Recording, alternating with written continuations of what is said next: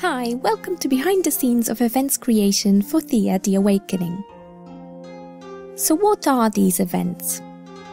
Well, an event can be anything from a simple discovery of a hidden treasure, an encounter with a stranger on the road, a storm, plague, or an ambush from the many creatures out to get you. Events can occur randomly, or they can be triggered by prerequisites, like a particular terrain you are entering, or the composition of your team.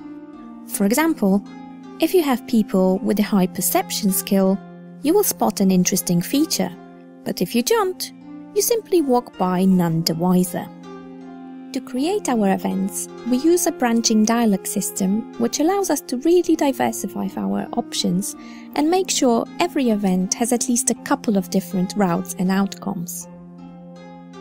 So we begin by setting the type of event, difficulty level, and a nice image to go with it, and we build our first branch.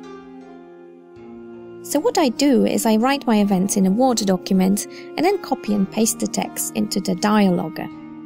This way I have a backup and a spell check. Here we can set the prerequisites for our event to appear.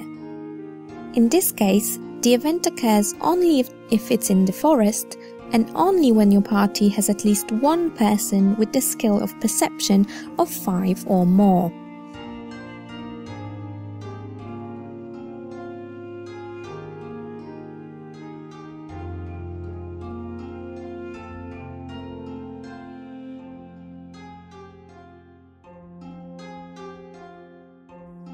So we find our shiny mushrooms, but we know nothing is as it seems in Thea.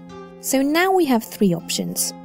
Talk to the forest, grab the shrooms anyway, or be safe and leave.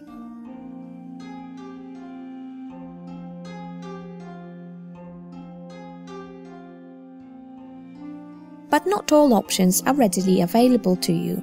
In this case, you can only speak to the forest if you have at least one person in your party with the skill of folklore knowledge, because they will suspect that there is a guardian spirit, and thus they will allow you to have that dialogue choice.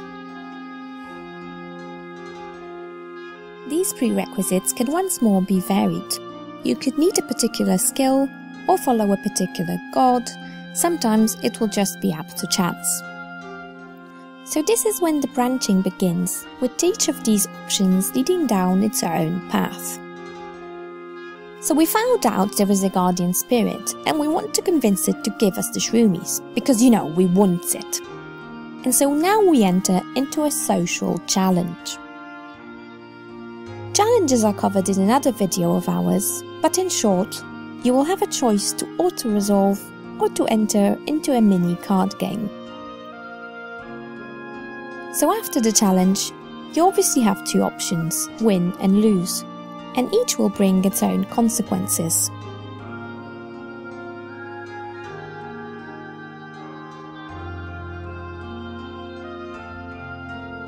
Here I can set the challenge difficulty and the consequences that follow, be it XP, items or other boons, or you know, just killing people. If you won this challenge, the Guardians are convinced by your argument and reward you with the much wanted shrooms. But if you lose, they get angry with you and tell you to leave. So now you have another branch. You can either be sensible and run away, ending this event, or you can get pissed off at the forest and attack it. If you do fight, this will loop the branch into a combat challenge. So now we go back to the first branch and follow the other 2 choices. Choice 3, leave, is easy enough. It simply takes you to the end of the event and awards you with potential XP.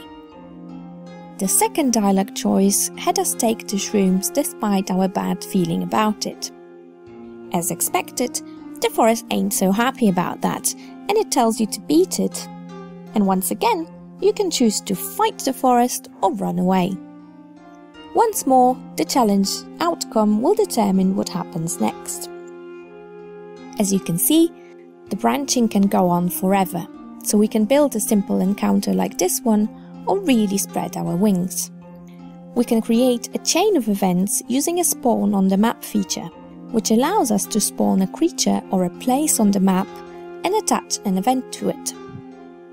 So, if the forest here wanted us to go hunt some orcs in exchange for the shrooms, we would spawn some loitering orcs and we would set out to try and find them.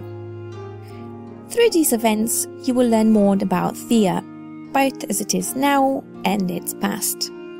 There will be a story-driven series of events based on the gods you choose that will lead you to discover the potential origins of the darkness and perhaps even rebuild mankind. Thanks for listening.